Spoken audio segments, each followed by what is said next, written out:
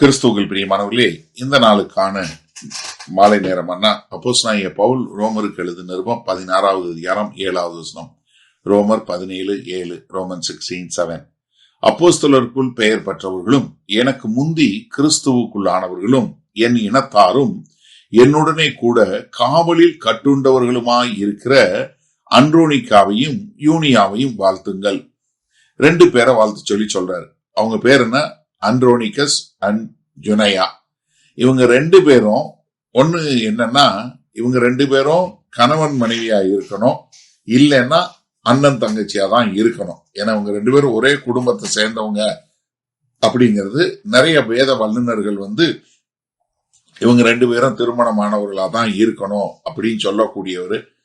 இவர் என்ன சொல்றாருன்னா, என் இனத்தார் சொல்றாரு. அப்ப இவங்க 2 பேரும் யாரு? யூதர்கள்.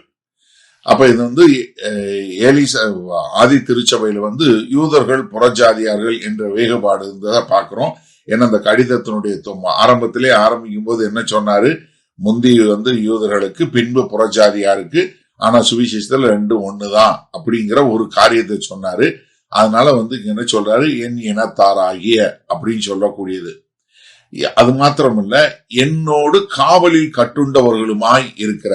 இப்ப அவங்களும் என்ன, சுவிசேஷத்தின் நிமித்தம் அப்போஸ்தலனாகிய பவுலோட சிறைச்சாலையில் இருக்கிறாங்க. நீங்க நல்லா கவனிங்க, இது ஒரு சாதாரண டீடைல் இல்ல. அதாவது இவங்களும் எங்கேயோ ரொம்ப தைரியமா சுவிசேஷத்தை பிரசங்கம் பண்ணி இருக்கிறாங்க. அதனால இவர்களும் அதற்கு எதிர்ப்பு தெரிவிக்கப்பட்டு உன்னை அடி வாங்கி இது வாங்கி இவங்களும் அவளை பாடல போய் இவங்களும் செய்த கொடுத்த விலைக்கரை ரொம்ப ஜாஸ்தி. ஏன்னா இவங்களும் அடி வாங்கி எல்லாம் வாங்கிதான் சிறைச்சாலையில் இருக்கிறாங்க. அதனால இவங்களும் என்ன, இது சுவிசேஷத்தின் நிமித்தம் காவலில் கட்டுண்டவர்கள். அதாவது ஆதி திருச்சபையில எப்படி இருந்ததுன்னா, ஒருத்தர் சுவிசேஷத்தினால காவல்ல கட்டுண்டவர்களா இருந்தாங்கன்னா அது தோல்வி இல்ல, மாறாக அது அவங்களுக்கு கொடுக்கப்பட்ட ஒரு மகிமையின் அடையாளமாக பார்த்தாங்க. ஏன்னா 2 தீமோத்தி 1:8 சொல்லும் போது அப்போஸ்தலனாகிய பவுல் என்ன சொல்றாரு? என்னோட கூட சுவிசேஷத்துல நீயும் பாடுபடுன்னு தானே சொல்றாரு. அது மாத்திரமல்ல, அவங்க யாரு? அப்போஸ்தலருக்குள் பெயர் பெற்றவர்கள். ஏன்னா எல்லா அப்போஸ்தலர்களும் அவங்கள அறிஞ்சவங்களா இருக்காங்க. அது மாத்திரமல்ல, அவங்க அந்த அப்போஸ்தலர்னால பாராட்டப்படக்கூடியவங்களா இருக்கிறாங்க.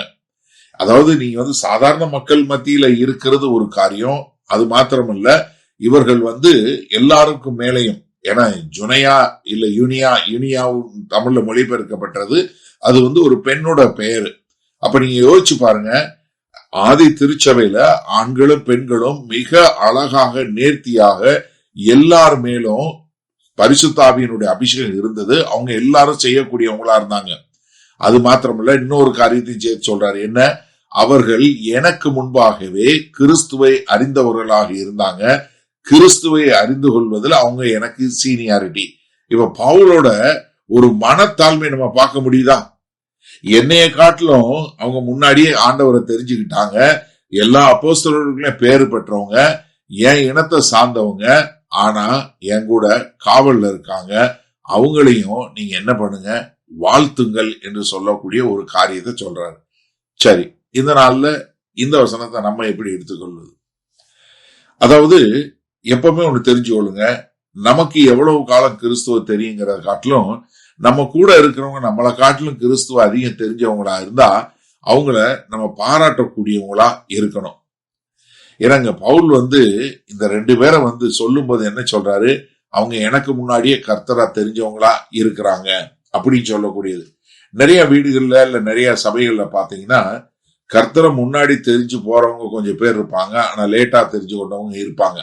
ஆனா நம்ம என்ன பண்ணக்கூடாதுன்னா, முன்னாடி தெரிஞ்சவங்கிறக்காக நம்ம அவங்கள உதாசீனப்படுத்தக்கூடாது.